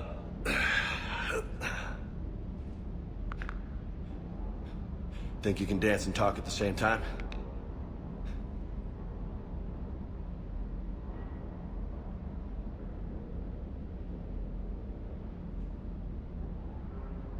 I think I can handle it. Okay, loco. Let's dance. Don't push your luck, Vega. With age comes wisdom. And rank. Ha! You sound like my old CO. Oh yeah? And who was that? Captain Tony. He was a hard-ass son of a bitch, but a good leader. Was?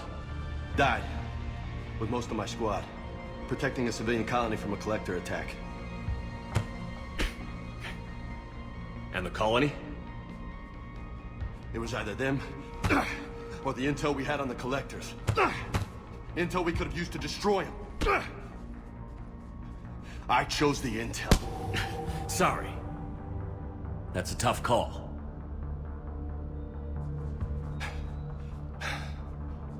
The best part was, we didn't really need the intel in the end. Because you were out saving the galaxy by taking down the entire collector homeworld. You didn't know. You can't blame yourself, Vega. Who says I'm blaming myself? Just a guess. You a shrink too? Nope. But that stunt back on Mars was reckless. You're lucky to be alive. So? So? Maybe you don't care if you live or die. Or maybe... I'm just willing to do whatever the fuck it takes to end this goddamn war! Maybe you are. But if you're half as good as I think you are, we need you alive.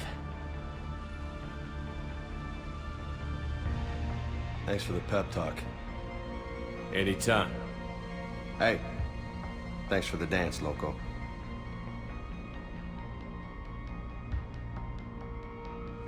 No nicknames, Lieutenant. Okay? Your ship, your rules.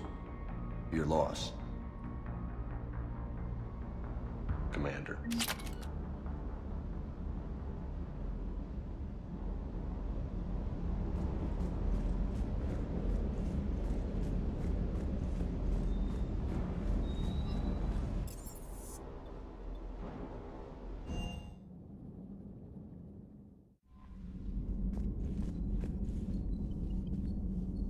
Can I help you, Commander?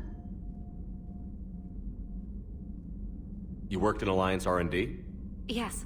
You'd think quantum entanglement would make communication easy, but imagine incorporating multiple incoming sources and then networking them with extrapolations of time-lag data to construct a coherent situation GUI. It's an exciting challenge. For me, anyway.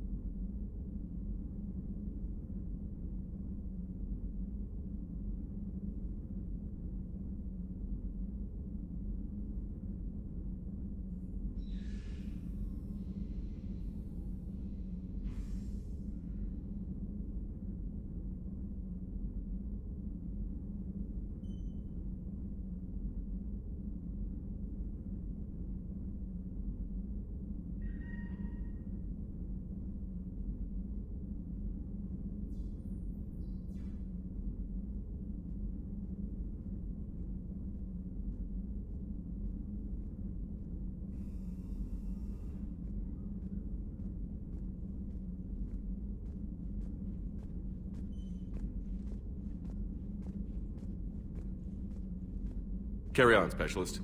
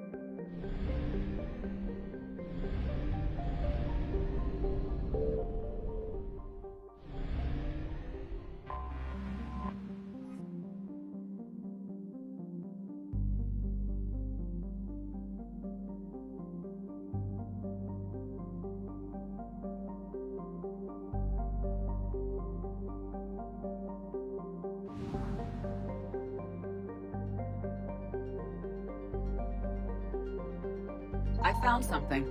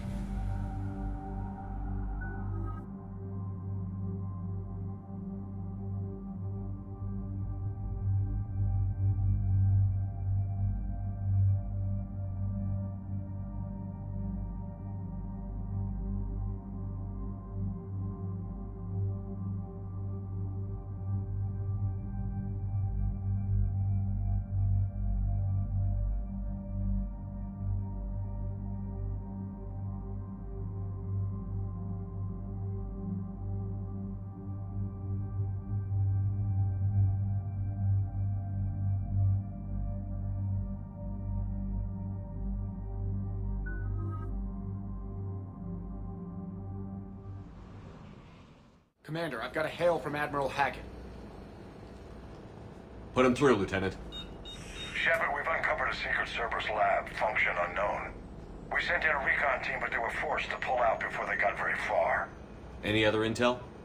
We think they're using the facility to warehouse and study Reaper tech. We've been wondering how Cerberus is connected to the Reapers, and this might give us some answers. We're on it.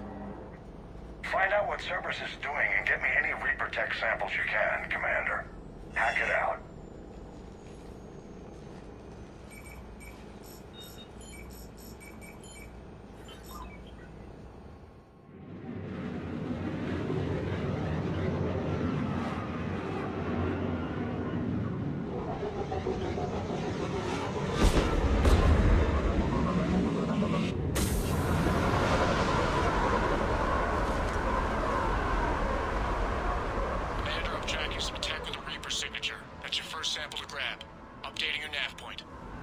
On my way.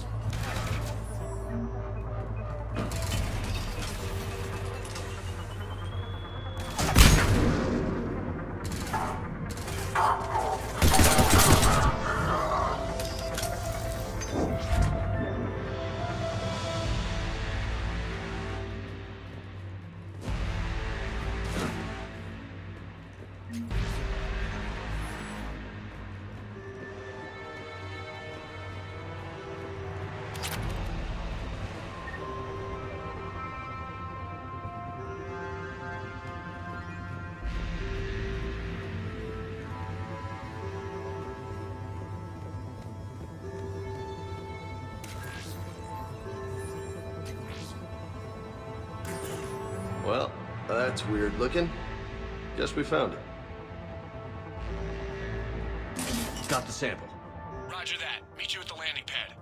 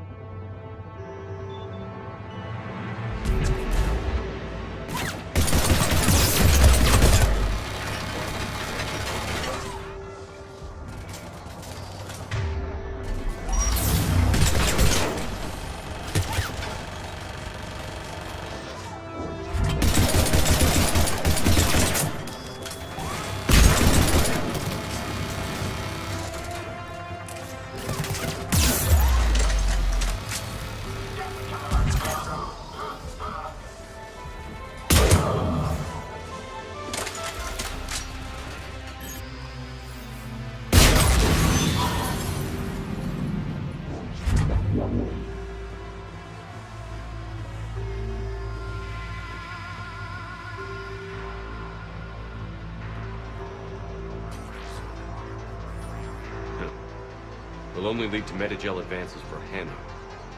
Only Cerberus would call that a failure.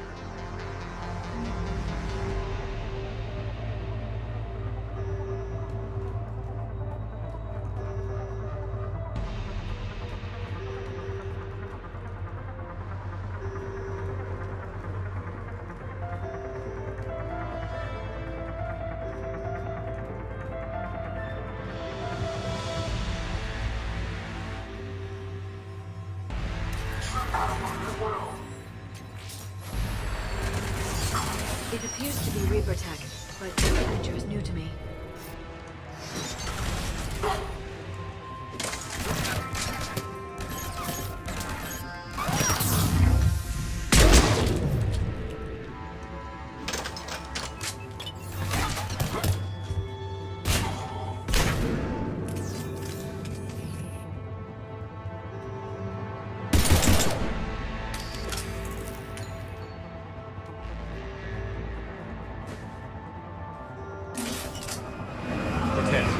Sample secure. Heading back to you now. Negative, Commander. Head got high. Had to bug out. Got 3 birds on my 6. Taking fire. Scratch that. Make it 4. We'll rendezvous when I can. Out. We just need to hold out until Cortez can pick us up. Nothing like having your back to the wall. Never said it would be easy.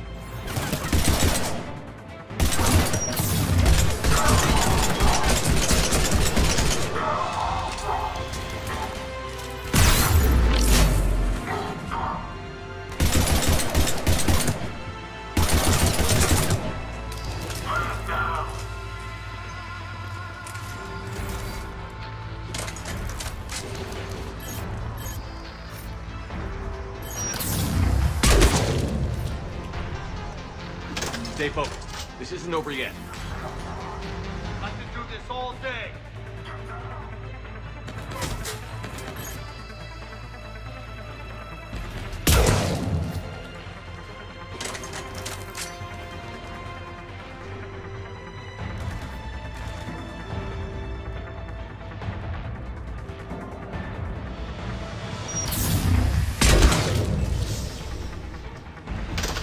Cortez, do you copy? What's your status? Engaging multiple targets. Time to show your getting rescued. Lieutenant! Last stand, Commander? Just stay focused and keep at it.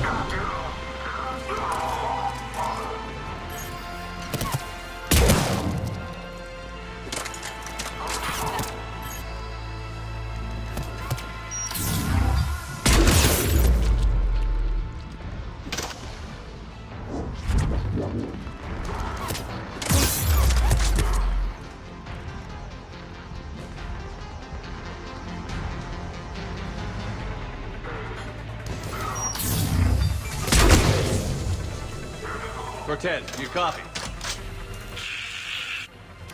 I hope he's still alive. He'll make it. Let's just keep the landing pad clear.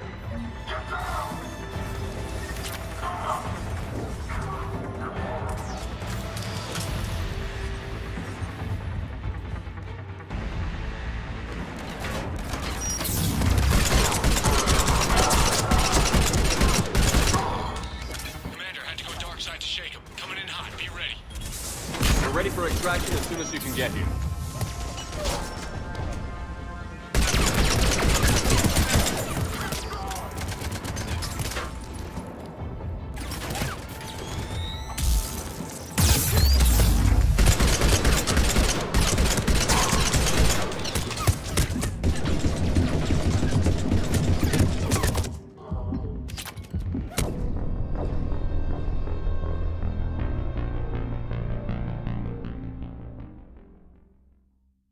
Side to shake 'em. Coming in hot. Be ready. We're ready for extraction as soon as you can get here.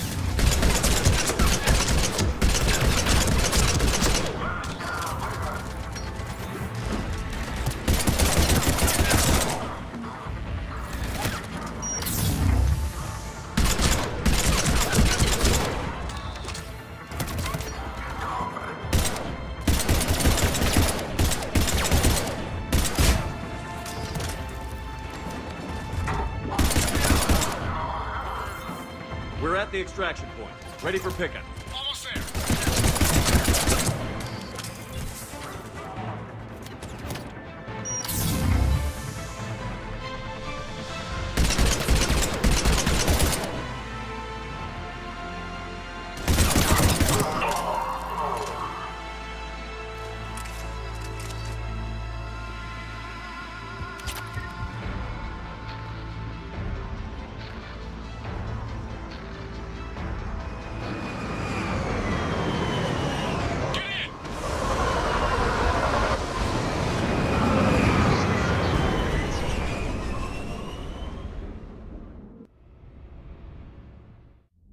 Commander, we've got our best engineers looking at the Reaper tech you secured from that lab.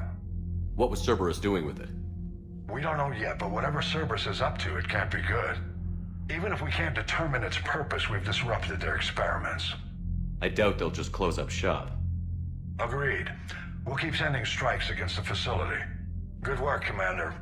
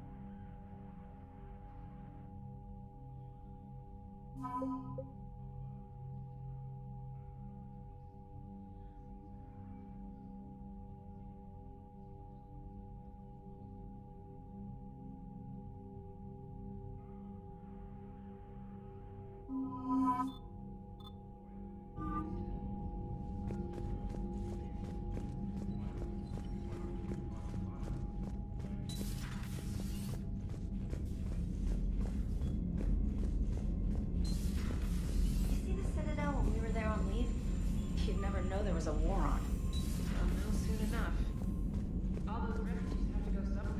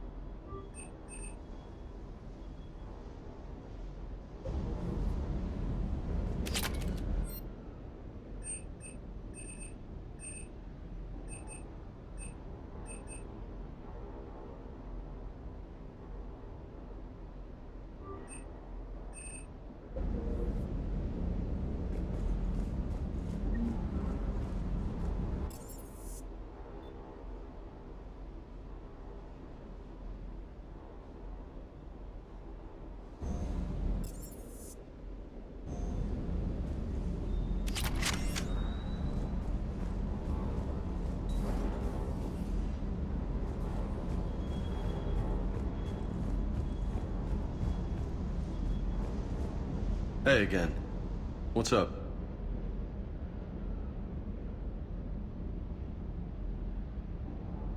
What's with you and the nicknames? It's just my way of remembering people. Some people just don't match their names, you know? So, I just give them a new one.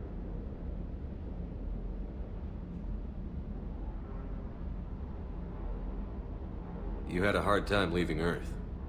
You still want to head back? Hell yeah. But I get it now. It's not where I'd be most useful. Not yet, anyway. We'll get back there. I know. And I'll do whatever it takes to get us there, Commander. Maybe no more shuttle crashes. No promises now that I've gotten the taste for it. Besides, I like to keep Esteban on his toes.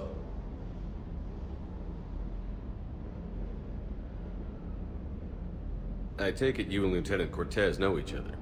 Yeah, Esteban did a stint on Fel Prime where me and my squad were stationed. I caught up with him on Earth a few months back. He's a good guy. Just don't tell him I said so. It'd go to his head. I'll talk to you later. You bet.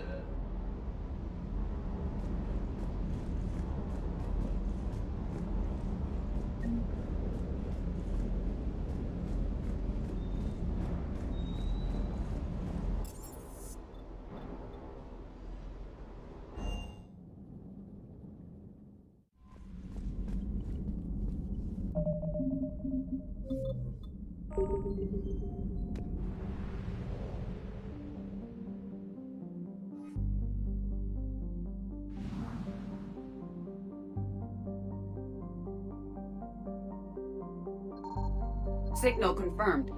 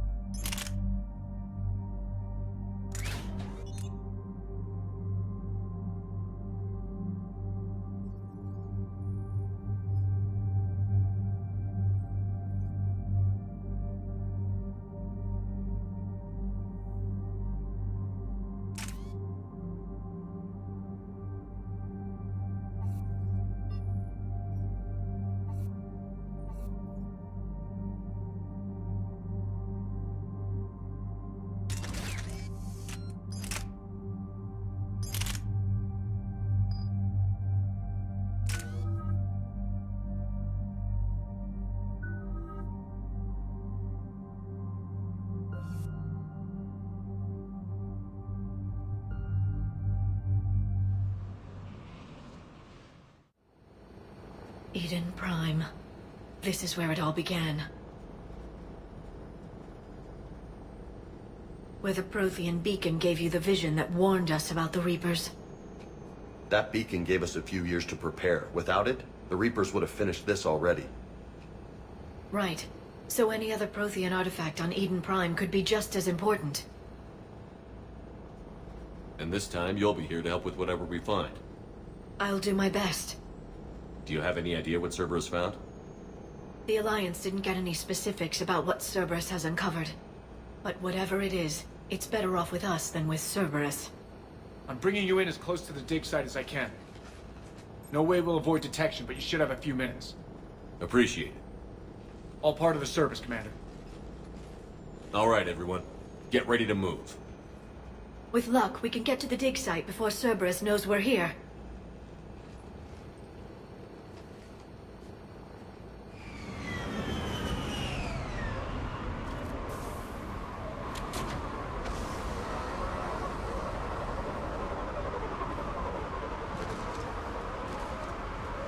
No sign of survivors. Come on, we need to find the dig site. This was a beautiful colony once. They'll rebuild this place. Once we've dealt with Cerberus. They rebuilt Mindoir. It wasn't the same. They'll never forget. All we can hope is that they grow stronger for it.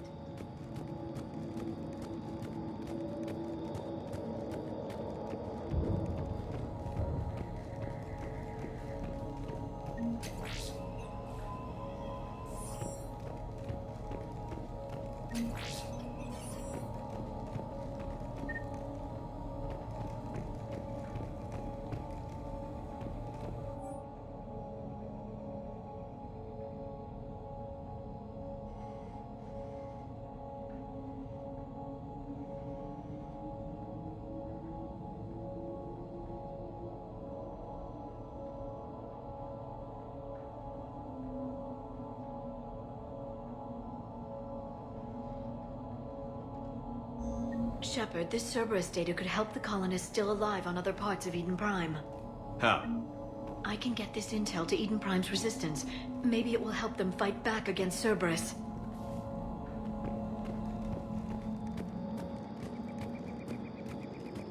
Look at that. Bits of Prothean tech sticking out of the ground like an old bone. Hey, Doc. Any idea what that is? I can't tell much from here, but it's from their final dynasty. Functional, but without the decoration of earlier periods. Archaeologists always wondered why Prothean architecture became simpler at the end. It's clear now. They were too busy fighting the Reapers to care about aesthetics. There. That's the elevator that leads down into the dig site.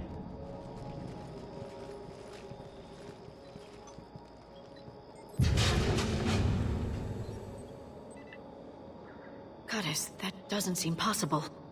It's not a Prothean artifact, it's... a Prothean. So it's a body? No. Cerberus found a living Prothean. You're right. That doesn't sound possible. The Protheans had powerful stasis technology.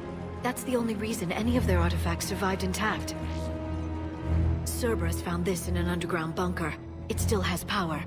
He's been in stasis for the past 50,000 years, waiting for us. Think of what we could learn. What can you tell me about the Protheans? The people, not the technology.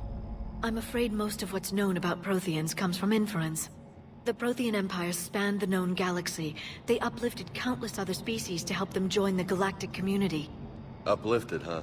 Like when the Solarians helped the Krogan to evolve a little... faster. Yes. Judging by the dig sites like the Prothean Archive on Mars or here on Eden Prime, the Protheans wanted other species to learn. It's clear that they prize knowledge, growth, and cooperation with the rest of the galaxy. The way you describe them, they sound a lot like the Asari. I'm certain I'm coloring their culture with my own perceptions.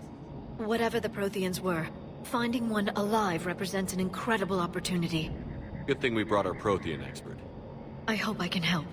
If this single Prothean was sent into stasis, he could be the foremost scientist of his time, or perhaps the wisest counselor. Cerberus damaged the life pod when they excavated it. The life signs are unstable. Then let's get him out of there. No, breaking open the pod would kill him. We have to find the command signal that ends the stasis mode. We also need to figure out how to physically open the pod without doing more damage. Cerberus took over the labs nearby to research what they found at the dig site. That's likely our best bet.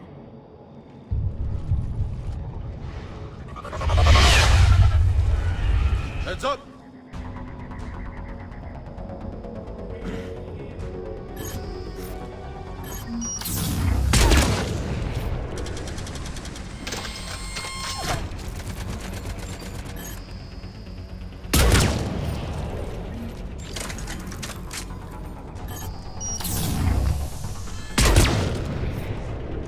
All right.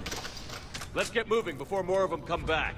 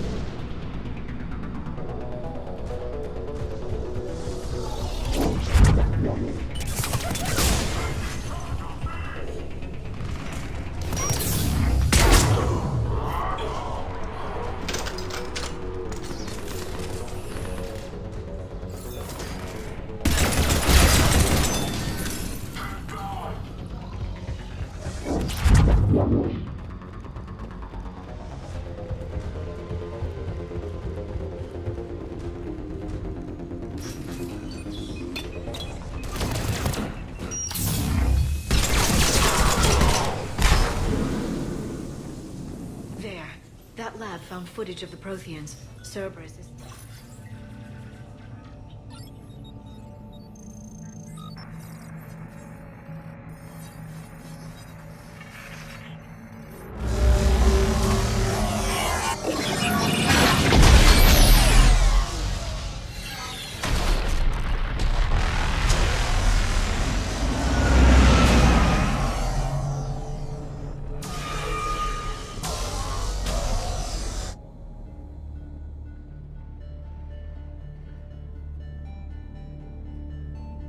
I never thought our empire would fall. It won't. We will sleep here until the Reapers return to dock space. Then we will rise, 1,000,000 strong. For the Empire. For the Empire. Get to your stasis pod.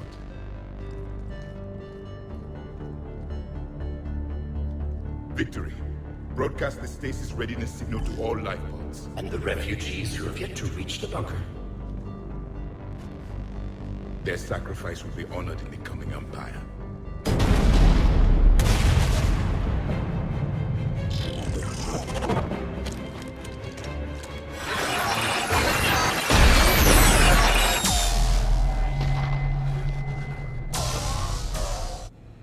I've got the signal.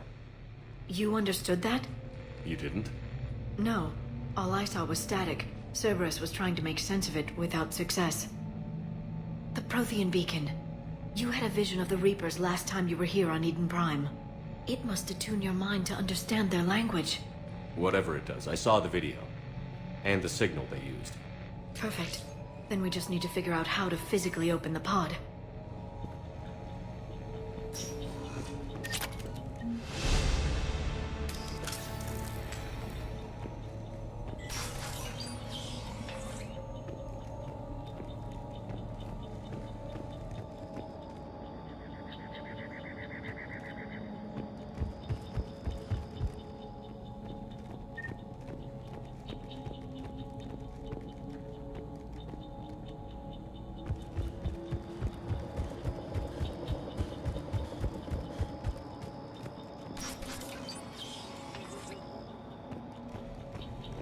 were gunned down while having drinks and watching the game. Son of a bitch, this was somebody's home.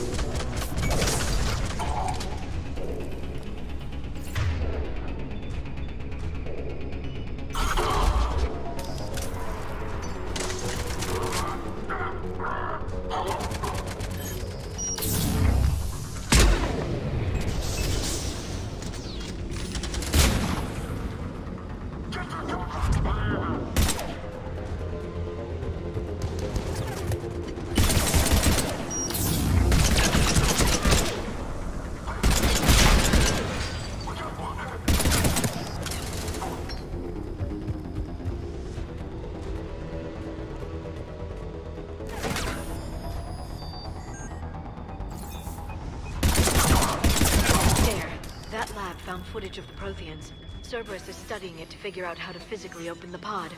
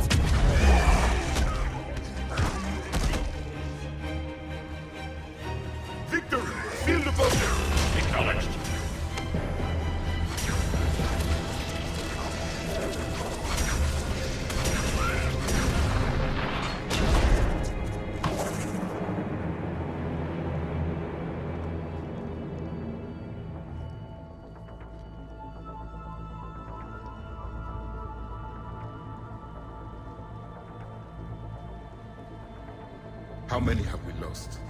Reaper forces have destroyed approximately 300,000 life pods.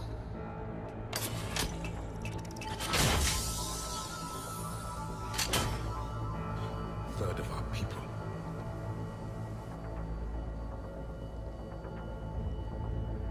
Alert! North side bulkhead cannot be sealed. Hostiles detected. Then all forces to the north.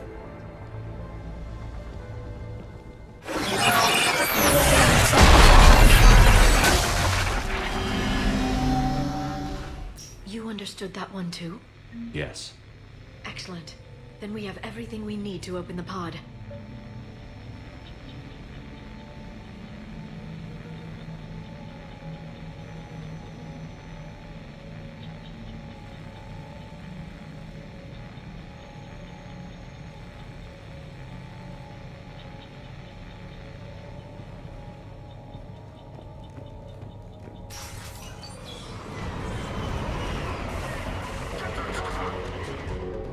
Backup forces are here.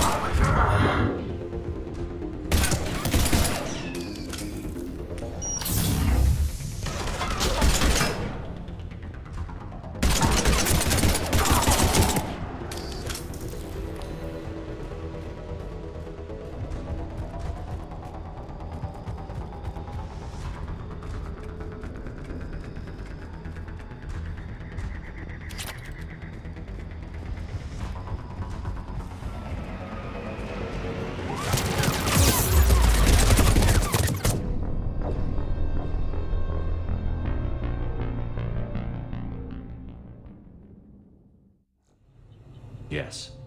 Excellent. Then we have everything we need to open the pod. Backup forces are here.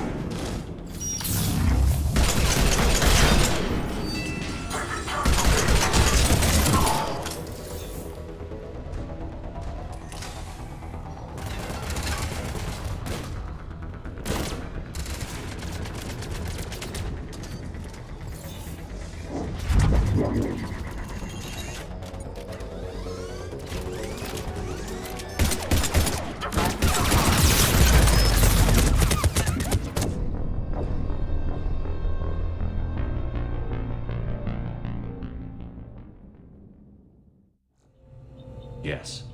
Excellent. Then we have everything we need to open the pod.